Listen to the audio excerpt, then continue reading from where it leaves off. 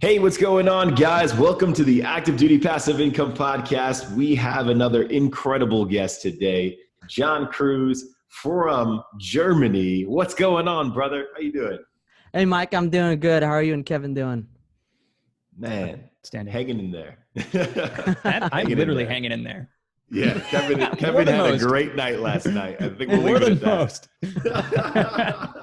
Hey, you guys are on a marathon today, 2 out of 4. Yeah. 2 out of 4. Yeah. We're rocking and rolling. So John is joining us here. He is a tech sergeant and he is an entrepreneur. We'll say military entrepreneur, right? Can we coin that? I like the sound of that. I think we can coin that, right? I mean, he's got a lot of stuff going on. I'm sure he's going to get into it, but also he's going to talk to us about how he's getting started in real estate. And he's going to share with us a really deep story. It's going to be really, really good. I'm excited for it, man. But before we get there, Kevin, how you doing, man? What's going on?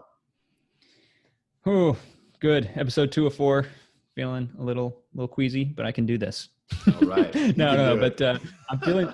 I can do it. I'm feeling good. Lots of stuff going on in the community. Between what we're doing with Operation Adam, Action Takers Only Mastermind, really focusing and revamping how we look at single family homes, from releasing our 13-week journal to the brand new release of the house hacking calculator. If you haven't checked this house hacking calculator out, you should, because you don't have to be a paid member. You can use the calculator like 5 times or something for free to get your feet wet, to get your sea legs with this thing. But it's awesome because it includes your BAH. It'll print out a 10-year pro forma for you. It puts all of your KPIs, like your cash on cash return and 1% rule and all of these like awesome metrics right in front of you. And then you go and print that thing out and you freaking take it to your lender, you take it to your partners, you take it everywhere, and you say, hey, look, this is a deal. Let's go. Because you can tell someone you have a deal, but if you can show them the numbers and show them this is how much money you're going to make, it's really convincing. So definitely check that out. Yeah, for real, man, for real. So I'm feeling good. I'm happy, and I'm happy to get into this podcast because this one's going to be deep, and I love those. Well, as always, guys, if you're new to this, please go on and hit subscribe, like, rate, and review, and then share this one because it's going to be epic. John, what's going on, brother? Super excited to talk to you, man. Tell us about your military background and how you're getting started in investing. Awesome. Hey, thank you, Mike, for having me on the show. And thank you too, Kevin. So I started in the military in the Air Force. I joined in 2011 in security forces. I'm originally from Chino, California. So for all my folks on the west side of California, representing you guys, it's a little crazy over there right now, but I'm praying for you guys over there. But I started in 2011, security forces, went through, basic training, then tech school in the hot blazing sun of Texas. And then after that, I went to my first duty station in Aviano, Italy, where I spent 3 years out there. And that's, I think, where I started my entrepreneur journey in the military. I started out when I was young and dumb, a young A1C, just partying and drinking and just, wasting all my money. And I remember thinking to myself, I was like, how do I get out of debt? How do I make more money in the military, as a passive income stream? And I wish you guys were around back then, because you guys would have changed my life back then, back in 2011. And I probably just didn't even hear, but if you guys were, out there, that really have changed my life. But that's when I started looking into investing, affiliate marketing, anything to make an extra dollar. And that's when I first got into affiliate marketing. I went into this company. I won't name their name. It was a travel company. I did really good at that. It's kind of set up like, I guess, a pyramid scheme. So it kind of turned me off when I learned more about that. But I got a lot of people on board, and I was able to develop that mindset, that grit, that determination to, no matter how hard it is, and even if you don't know what you're doing, you can accomplish anything as long as you can figure out how to do it and just continue going. And that's good. Translates a lot into real estate too. So after Aviano, I moved over to Incirlik Air Base, Turkey. I was there for about 2 years, and that's when the Turkish coup happened. We were stuck out there. So that was, I'd say, one of the worst experiences and best experiences of my military career. I say worst experiences because it was literally like jail. We couldn't leave the base at all. When I got there, we probably could only travel the first 3 months. And after that, we were stuck on base. So it was the same routine every weekend: commissary, movie theater, barbecues at the house. But it's like being deployed, but like not Kind of, yeah. And they turned it into, I guess, a more deployed location. They said we were deployed in place. But Yeah. I think the best thing about that location was the camaraderie and the brotherhood. And that's why I joined the Air Force and security forces, because of the brotherhood I can't talk right now. Brotherhood and camaraderie. And that's why I say it was the best experience of my Air Force career, because of those emotions and that experience. And just having that, not everyone in the military gets to experience that. And I think not a lot of people in the world get to experience that. So I think that was the two best things about that base. So fast forward, my wife had to leave. All the dependents had to leave. They were all gone in a weekend, which was crazy. It was like a ghost town. Yeah. And then I got orders to Geilenkirchen NATO Air Base, a little hidden gem for security forces. If any of you guys are security forces watching this podcast, make sure you check out Geilenkirchen NATO Air Base. Little hidden gem. I love it here. You have so much time to work on your personal goals and professional goals. And I think it really helps you set yourself apart and to prepare yourself if you are planning to get out of the military. So fast forward to today, I have learned so much within the 5 years here, and the time is just flying like that. And the thing about time is you got to manage your time. You got to prioritize what's important. And that's true. I wish I had started investing in real estate at my first duty station, Aviano Air Base, because I would have had a property there. I would have had a property, probably not in Turkey, couldn't leave, but I would have had a property there and Germany. Yeah, you wouldn't have like a property on base. Yeah, that'd be cool. Maybe that's something down the road. No, but that is something I wish I knew more about. So today, I have about a year, not even a year. So next June is technically my transition date into the reserve. And from here to, March timeframe, that's all I got left at my current station, because I got approved for a DoD skill bridge program. I'm not sure if you guys are familiar with that. Yeah. Yep. So that's what's helping me get into the transition to real estate. So the DoD skill bridge program, I got connected with my buddy, Alex de Guzman, at my first duty station, Aviano. We were defenders there together. One of my best friends. We learned a lot together. But he got into real estate after he deployed to Afghanistan, got out of the military, served his time, and he's killing it in California. And, just his sphere of influence and everything I've been seeing. The dude is an entrepreneur, a hustler. He's got that mindset. I definitely love to introduce you guys to him too. But that's what I saw him and I was like, I've always wanted to get into real estate. My parents have been so passionate about real estate growing up.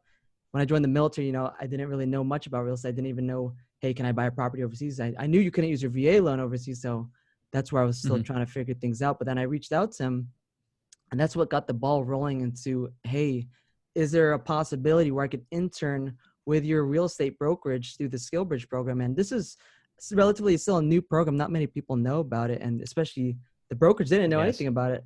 So I had to prepare like a little brief for them. And I'll even go down the road and talk to you guys about how military members can get your foot in the door instead of just emailing people, how to shoot more value to get people's attention and ultimately give them value and then show them what you can do for their company. That's what I did. I reached out to them, made a video for them, showed them what I can do for them, gave massive value. And that's how I was able to get approved for the Skill Bridge program with them. And also because of networking with my brother, Alex. So in March, that's when I'm supposed to start that program. I'm going to be doing luxury real estate in California and videography. And then I'll transition into the reserve. So that's a whole, that's my whole background in the military. It's a little flash in the eye, but feels like it was just yesterday I was joining the military, man. That's it. And all of that starts for me, like that story is just you taking little action steps. Like you kind of like went to that, you kind of had that like little epiphany, like, man, how can I like make more money? And everyone goes through that, like your time in your life, and you're just like looking at your bank account and you're looking at your job and you're figuring out like, okay, right now I'm trading time for money, which is fine, whatever, I got to do what you got to do, but how can I not do that? Or how can I do that less? Or how can I, like, you start asking yourself questions, and 99% of the people out there are just like, I don't know, whatever, I'll figure it out later. And, go back to work. And then there's that 1%, that like entrepreneurial spirit that's like, you know what, let me take this marketing class, or let me take this, whatever. Let me reach out and email my friend and see what he's doing, and like just contact, like, what's the worst that can happen? And I wish a lot of people listening to this would start taking more action, because just doing a little step like that, whether it's joining the community here, or sending John a Facebook message or whatever, and like just doing that little step, like that's it. It's so easy, and you never know what is. door that's going to unlock. It is. And you're going a step further too, right? Because you're saying to yourself, all right, you know, what skills do I have, right, that are organic to my unique qualities, and how can I leverage that, right? How can I capitalize on that? How can I build a high income skill, right? And you've taken that journey, you know, through various entrepreneurial endeavors, and you're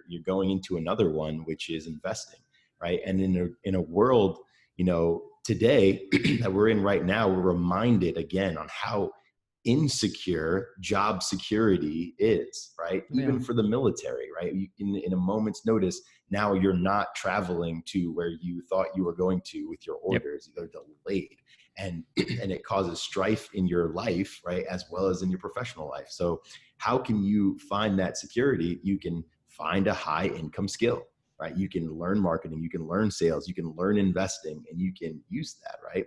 But, you know, COVID again has reminded us how like unemployment is so simple. It can take a global pandemic to change lives. And it's ironic that we have a story here John's going to share with us, how COVID almost did change your life, right? Oh yeah, most definitely. I want to say contracting COVID-19 was the best and worst thing that's ever happened to me. A lot of people are probably thinking, what the hell, why do you say the best? I say it was the best thing that's happened to me because it changed my mindset. Before I got COVID-19, I was already motivated. I already had the entrepreneur mindset, but for me, I always put it on the back burner because I was like, you know, I get a secure paycheck from the military. I can always wait, do it later. You know, I don't have to be as, you know, aggressive on my goals. After I got sick in the hospital, dude, I mean, I never had a moment where I thought, oh man, I'm going to die right now. I never had that moment, but you know, there was always that possibility. And that's what woke me up. I was like, you know what? Life is too short to be living on the sidelines, to be waiting for stuff to happen. And sorry, we got you, man. Let it out. Us defenders like to cuss. What they do? Yeah. No, but life is way too short to be living on the sidelines. You got to take massive action. You got to take control of your life.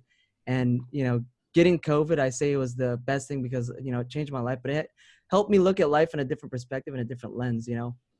Right. We get so caught up into making money, you know, making, you know, investments and stuff that will, you know, benefit us down the road, which is important. But sometimes we got to take a step back and, you know, look at the bigger things in life that we don't really see. And that's what made me humble myself. I think that's what I needed a lot of growing. That's what taught me, you know, was an experience like that, which is unfortunate. It had to be something as drastic as that. But I think when you experience something as life-changing as that, it changes you.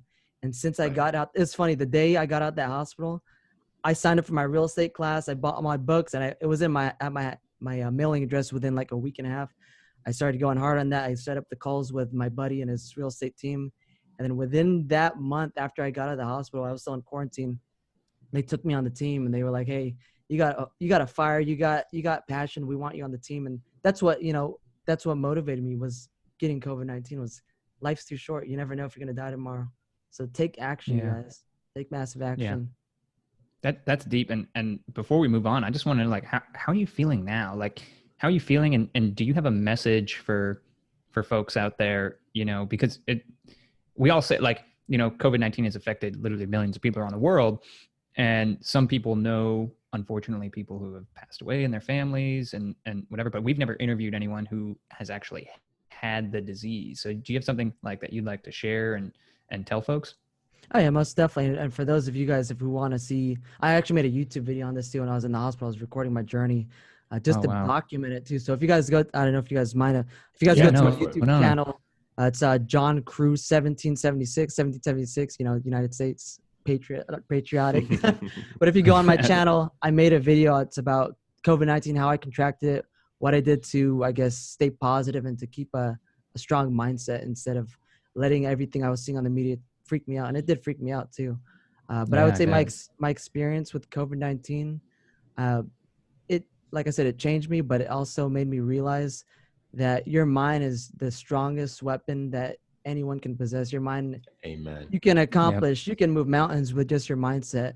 And it's crazy that I say that because when I guess I would be considered a high risk patient because I had high blood pressure prior to even getting COVID-19 as a Filipino. I don't know if you guys ever had Filipino food, but we ever link up in the future, I gotta make you guys. It's not the most healthy, man. but it tastes Listen, so good. it's so good. good. Oh man. You're saying all that added sugar and stuff is bad for you? Is that what Get you're some saying? of that. Oh yeah, oh yeah. Some of that chicken adobo. Yep. Yeah. If we ever link up down the road, I gotta make you guys some adobo and lumpia.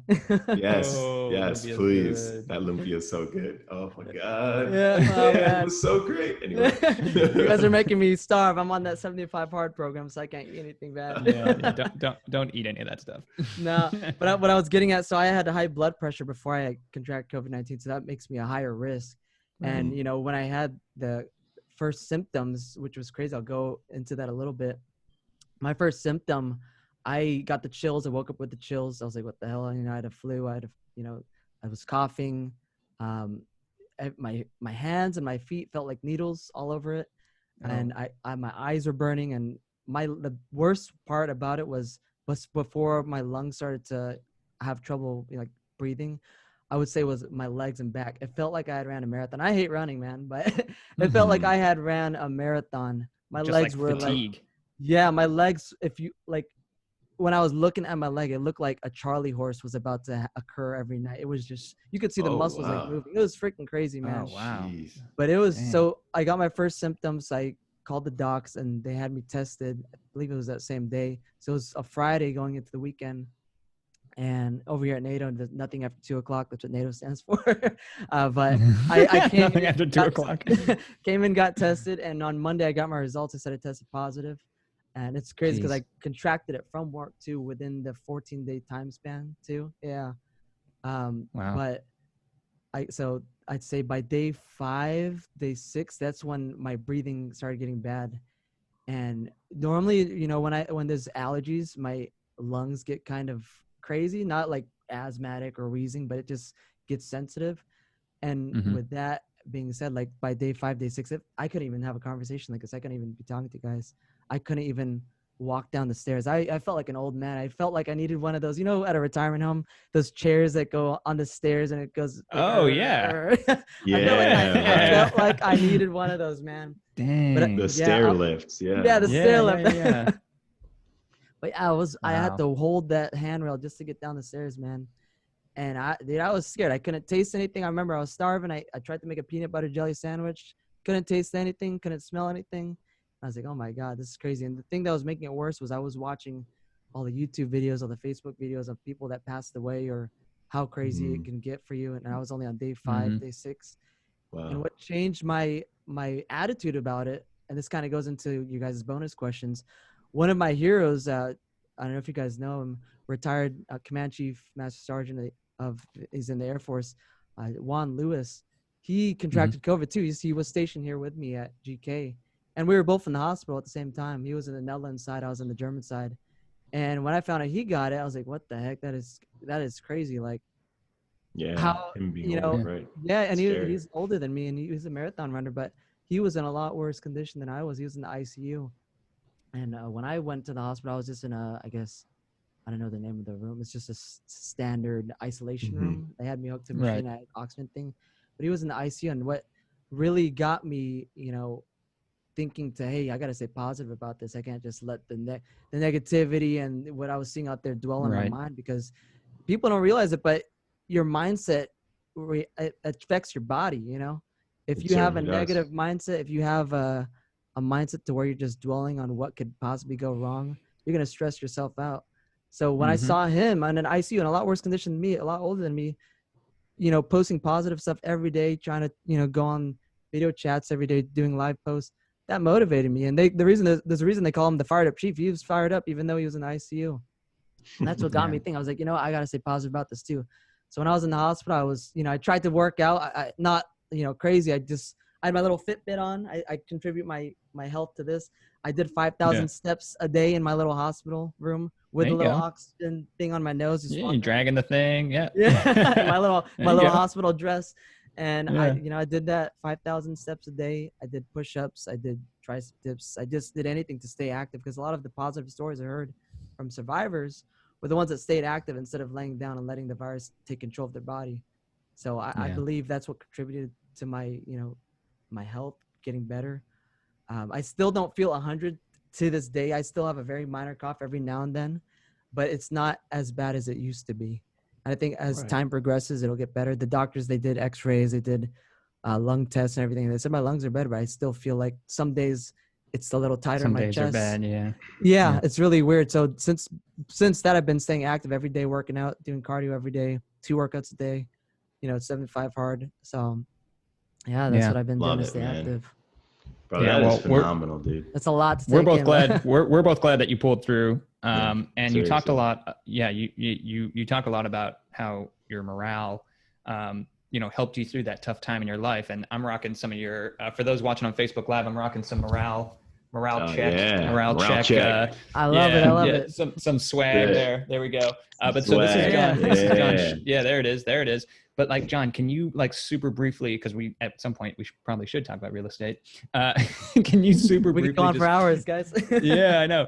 Talk about morale check, because in ADPI we have something that we call ADPI helps, and I think they're on like the similar missions. But can you just briefly talk about morale check? Yeah, definitely. So my company, Morale Check Apparel, I founded it, I'd say Q4 of 2018. So around November, December. And the reason behind it and the mission behind it is to support veterans and military members who are suffering from suicidal ideations. The main goal, within security forces, we have a lot of, depression, suicide and stuff, like even in the military in general, but I think a lot more in security forces because for one, the hours we work, the high ops tempo and all that. And I think, there's a lot of companies out there that are doing stuff to raise awareness. They're doing stuff to help people that are suffering from suicidal ideations. But I was thinking, how else can I help instead of just going to these briefings and stuff? I want to do something more. Granted, we're still growing. We're still trying to do a lot more. I think our mission and our vision is something that I resonate with personally. So I think, we may not be doing the best right now, but I think down the road, where our mission is going to reach a lot more people, and just the mission itself is going to help people join the cause and spread more awareness. But the whole purpose behind it is, like I said, to help veterans. So we've worked with the American Legion out here. We've worked with other veteran companies, just collabing with them and just trying to spread awareness. And the main thing about it is to, promote patriotism, boost morale, prevent veteran suicide. We try to stick more to the positive side of it and try to instead of making it seem like, suicide is a very sensitive topic, but we want to try to keep things on a brighter side of things, because we don't want the brand to just sound, like it's more on the serious side, because we want to make it more, awareness out there and make it more humorous. So we're more of a, we want to make things funny. So some of the designs, if you look at our website, we have funny designs. We have stuff that are patriotic. And I think that's very needed in the States right now. There's a lot of division, but just trying to build our community up. That's the biggest purpose of our brand, Morale Check Apparel. Love it. And behind the logo, it's it's like your guys' shirts and your patch. If you look at it, there's a skull. It's a smiley face and a skull. It's two sides of a coin. One day you could be happy, the next day, or even that same day, you could be angry. The world could be falling down, and you could be a skull. You could be like on the verge of death. And that's what the branding behind this means. And the 13 stars is significant for the 13 colonies of the United States. So that's the whole very cool coloring. Yeah. So patriotism and then it. just having that self-awareness and be like, man, I'm like in a funk right now. And how can I switch my mindset right now to focus on a goal that I've had for a while, and then just kind of get down that path and start taking action, and then improve your mood and help, and having a community with the same apparel company or having community like ADPI helps. We can learn more by just checking out our website or checking out the Facebook group. But I do believe it is finally time to talk about some real estate. So drum roll, please. I know. Yeah. I know. So John, I know that you're doing, you in your story in the beginning, you linked up with your friend who's doing luxury real estate in California, where you're from. And you're now doing video or videography for them, and you're really getting into videos. And when we had talked earlier, you were talking about looking at buying real estate overseas for yourself as a rental property. Can you tell us some challenges you've faced with both of those things? Like shooting videos is like a super niche thing, and then buying real estate overseas is also like something totally scary and like not many people do. So I'd love to learn more about those. Okay, cool. So I'll start with the videography piece. So it's funny. I actually did photography in high school. I, took pictures from my parents' church. I took pictures as much as I can in my high school yearbook and everything.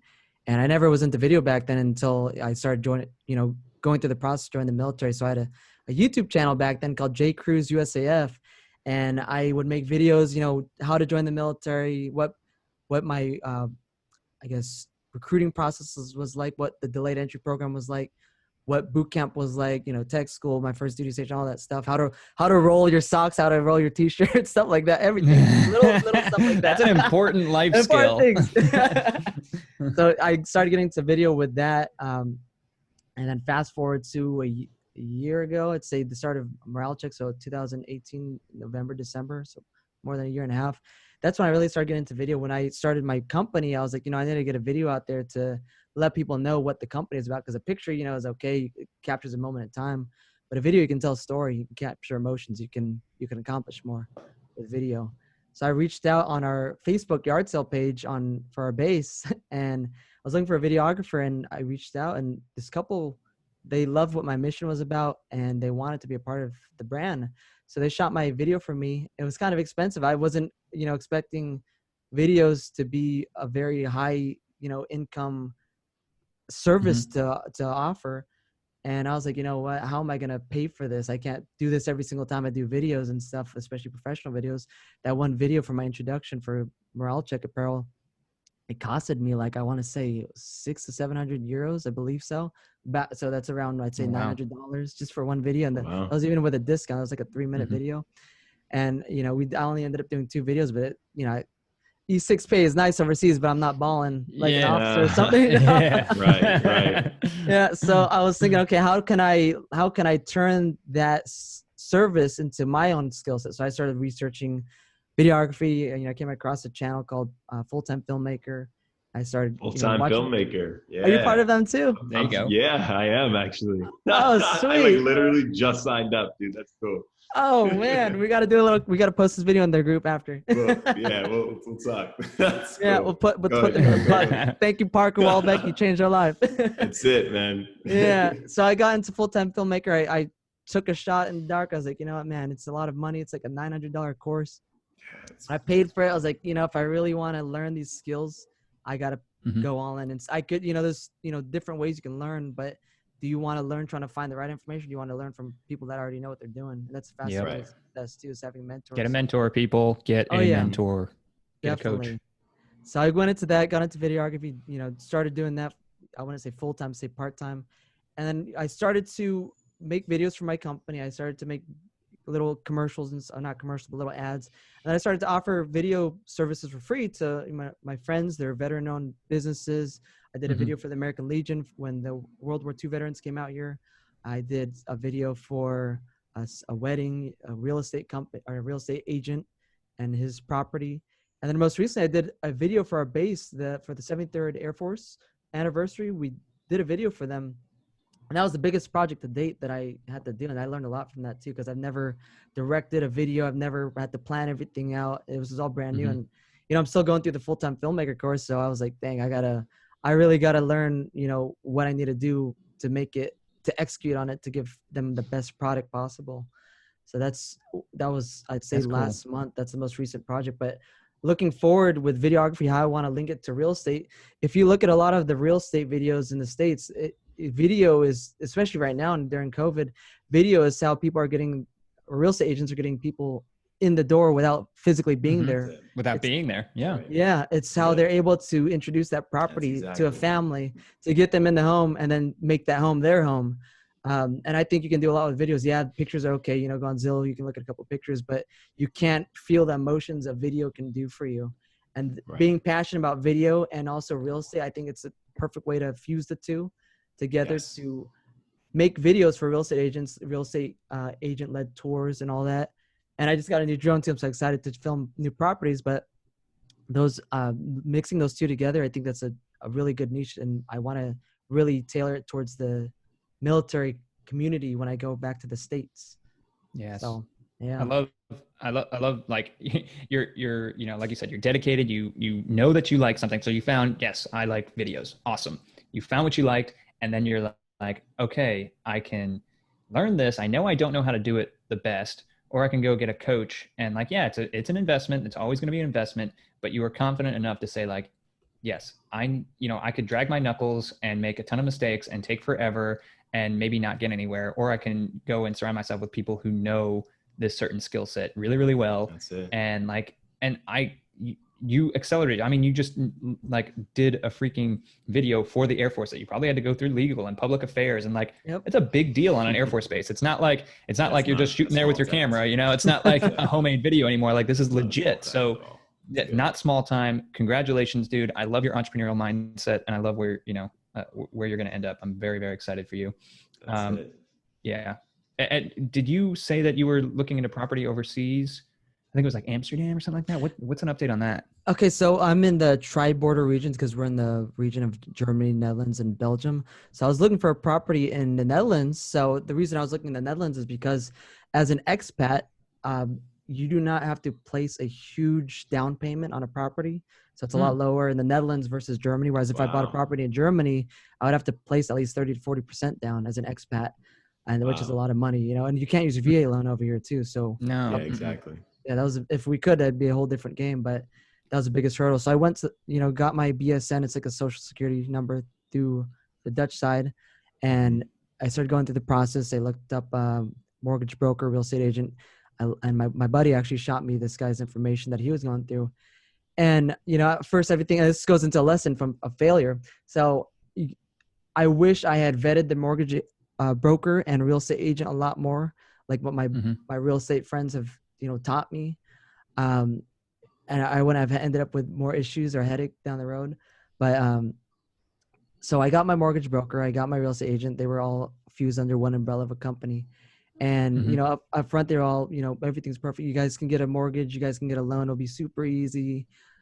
We'll get you guys in a property within next month. And this was, mind you, I want to say, so after I got out of the hospital, it was, I'd say, end of April. March, April, June. So I would say around June timeframe. So June to July, that's when I was looking for a house. And they, you know, promised all these things that, oh yeah, we'll get you into the property. Mortgage will be no issue. Long story short, you know, I went to my first property with them. They came with me. Second time, you know, they started not answering my emails, not answering my calls, not answering my texts. And then, you know, next thing you know, I was trying to ask them all this information. How do I get my mortgage? What application do you guys need? What paperwork do you need to get the things ahead of time, you know, instead of waiting? And I ended up reaching out directly to the bank. And I was like, hey, what do I need to get this mortgage so I can already get the ball rolling on things? And the lady told me when I had a little interview with her, she said that because I'm military overseas, I'm getting paid in dollars, and I'm leaving next year, I'm not able to get a mortgage because it's a high risk for the bank. So if I'm leaving, how are they going to hold me accountable? Yeah.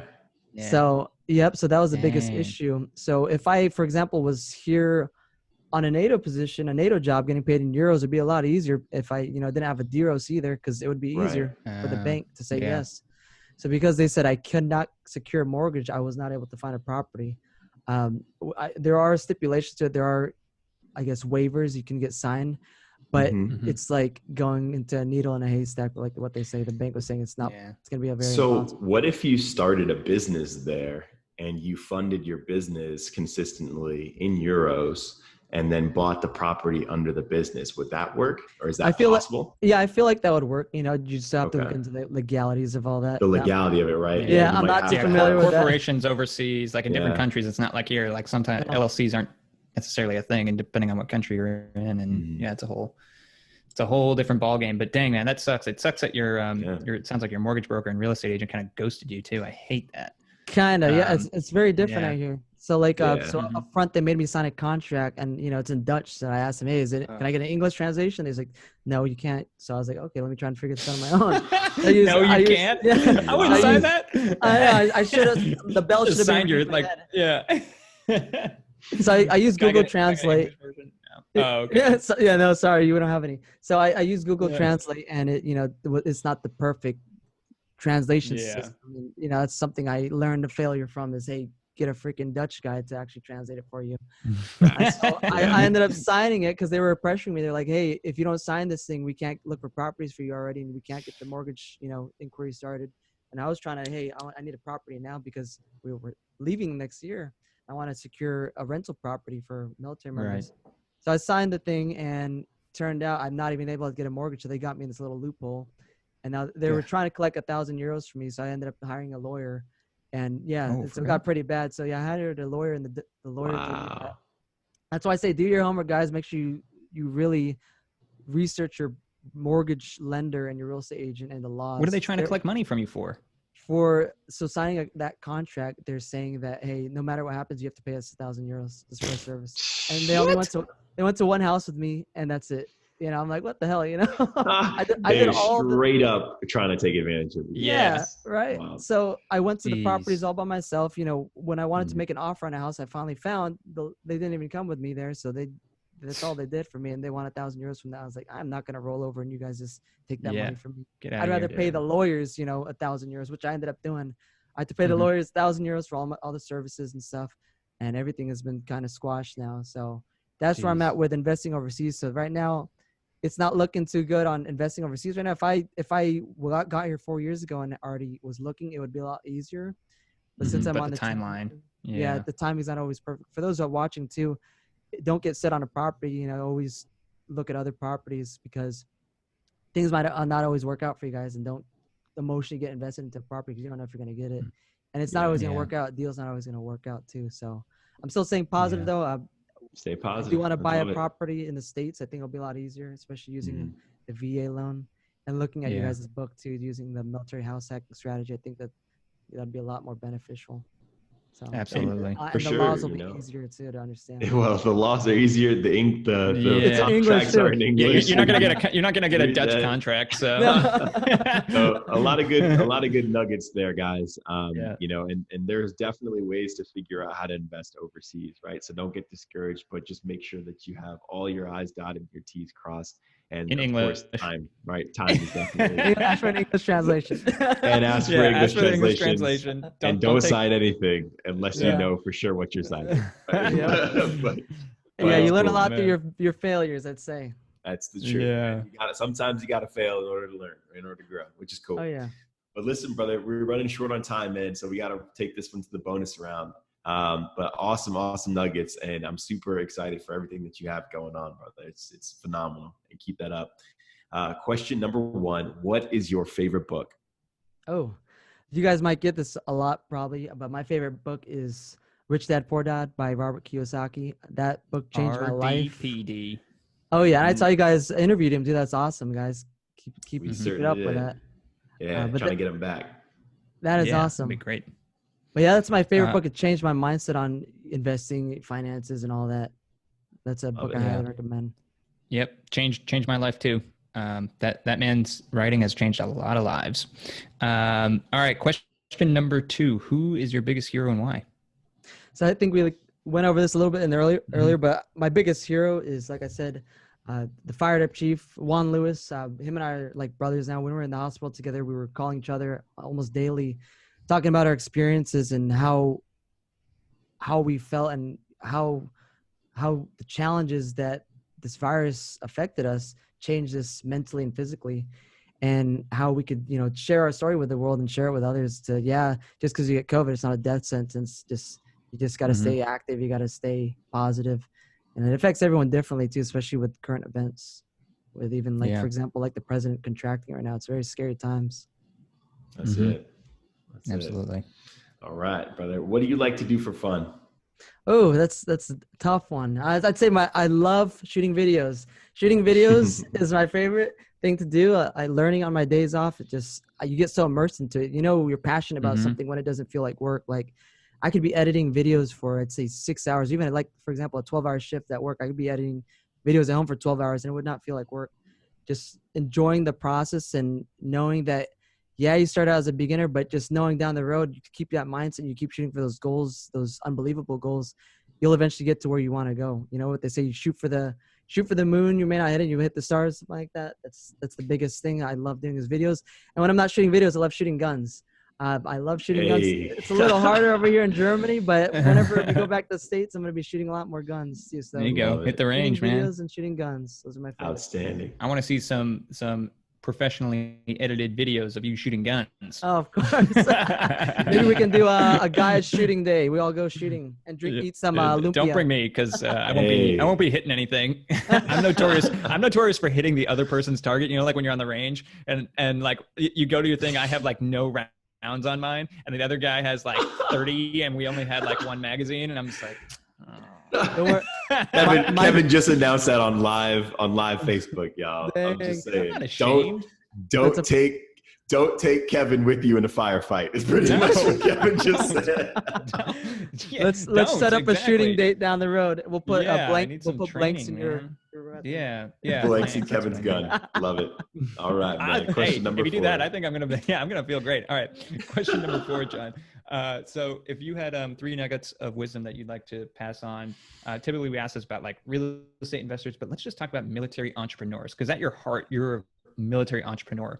And if there's someone out there who's listening or watching this and they're like kind of going through that same thing that you were talking about, like, oh, look at your bank account and I wonder how I can make more money, or stop trading my time for money and all of that stuff. Like, how the heck can someone get started in this? Like, do you have 3 nuggets for them? I'd say, so the first thing for military entrepreneurs is find a passion that you love doing that gives value to others, and turn it into I don't want to say service, but turn it into something that you can offer to the marketplace to generate an income from. And if it's something you love doing, like I said earlier, it won't feel like work, you know? And that's the one thing I'd say is, you know, find a passion, turn it into a profitable income stream, and go with that. You know, put everything, all your time and energy into that, especially if you see yourself changing lives and helping people on the same path as you. Mm-hmm. Definitely utilize your skill sets. I think one of my favorite quotes is, you know, the most important thing you can invest in is yourself, because no one can ever take your mindset and the knowledge you put into your brain away from you. So yeah, that's the one thing I would say to new military members or military entrepreneurs to work on, is your skills. Number 2, more into real estate, I guess, is start young. The younger you start, you know, I'm 28 years old now. I feel like, you know, I joined the military at 19, and man, time is just flying. I feel like an old man already. My back's hurting, my knees hurting. But I say start investing, you know, when you're younger. You know, it's never too late if you're a little older, but it's better to start when you're younger. And if you're overseas and you're able to move off base, look into purchasing a property, look into the rules and the laws within that region, look into buying a property and look into a duplex and turning one side of the duplex into a property for military members. And that's something we can maybe harp on in another episode down the road, is taking advantage, or not, I don't want to say taking advantage, but capitalizing on OHA and, you know, utilizing properties overseas to turn into a TLA property for new military members coming in, or even a long-term property. For example, not to get into real estate too much, but the house I'm living in now, I pay 1,065 euros per month based off your rank, and overseas is a little different than stateside. And this landlord, I'm sure they've had this house paid off, you know, for a decade now, but they own a duplex. So there's, you know, another American family living next door, and we pay the same amount, 1,065 euros per month. Our German neighbors, they're asking us, hey, how much you guys pay? When we told them that, they're like, what the hell? We only pay like 500 euros a month. So think about the profit, the cash flow they're making per month off of us. And that's just for an E5, E6, you know, cap. So imagine, say you get a captain or a major in a property. Imagine how much you'll be making with the cash flow on that. And it's a lot, I think, a lot more, I don't want to say competitive, but the market out here is a lot more in demand, because there's not a lot of Americans that buy properties over here and, you know, cater towards the military property or military members on base. It's more the local host nation members. So, but yeah, that's number 2, is make sure you always look into properties. If you're overseas, see if you can turn it into a rental property and increase your cash flow. And number 3 would be to, like I said, you know, you learn a lot through your failures. I've learned a lot through a lot of my failures. Failed 2 businesses. You know, I'm still growing. Failed with my first investment, you know, but always keep that level head and keep still growing, charging forward, because it's, you know, what they say is, it doesn't matter how many times you fall down, but it matters how many times you can stand back up. So amen. Love that definitely always, you know, learn from your failures, learn from those experiences, and push forward with that. So those are my 3. Do you guys mind if I ask you guys one question too? Sure. Yeah, go for it. Yeah. So speaking on failure, what is one thing from the both of you guys that you wish you knew earlier? when you first started in investing that was a failure that you learned the most from? Mike, if you want to go first. Yeah, I'll go first on that one, man. And this is a lesson that I keep relearning, right, in various different ways. And I feel like I finally put a name to it, and it's be a professional, right?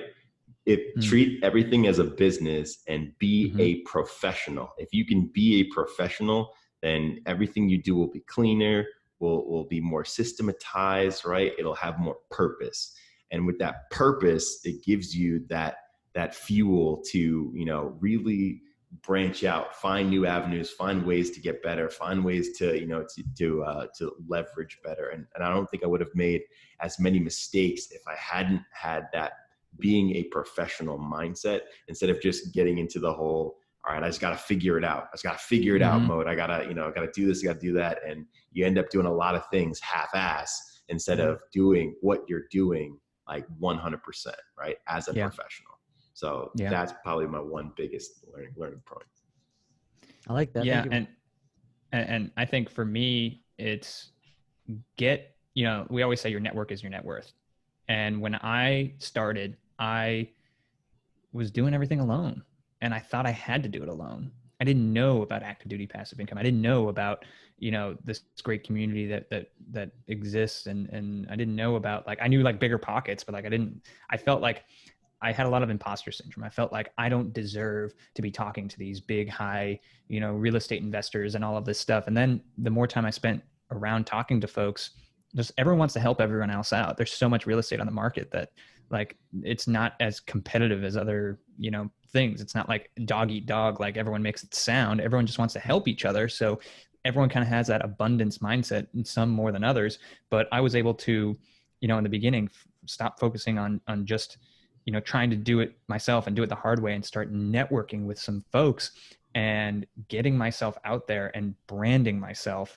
And that was able to, change my life, completely change my life, help me grow and everything. And, I'm still trying to do that. And I think learning a marketing skill, any marketing skill, can help you in any career field that you go into, whether you're in the military or not in the military. Just learn some marketing, learn how to brand yourself, and learn how to network your butt off, and you will meet the right people that you need to meet. And that's a great lesson. But I think we are running short on time. We got another show that's coming up here, John. So you have a YouTube channel that we're going to have the link to in the show notes here, but where else can people get in touch with you? Cool. So one of the channels that I just set up, or website I set up, is creativebyjohncruz.com. That goes over more of my professional services that I offer, videography. I'm starting to turn that into a podcast as well, to link with my YouTube, Vets to CEOs, which will eventually start discussing how to turn your own business into something that you can generate income and, generate value for others too. Eventually, becoming your own boss, end goal. So that's something that's going to be in the works down the road. So, but creativebyjohncruz.com, that's my website. And then if you guys want to cop some merch, Morale Check Apparel merch, it's moralcheckapparel.com. Go cop some merch, man. moralcheckapparel.com. So yeah, those are the two, moralcheckapparel.com and creativebyjohncruz.com. And that's awesome, dude. Love it. John, thank you so much for your time, brother. This has been incredible. Thank you guys for the opportunity. I really appreciate the time you guys put out of your day to allow me to be on the show too. Hope we can change lives together, and definitely want to do some more videos with you guys down the road. Yeah. Amen, brother. Thanks, Amen. John. See ya. Take care, guys.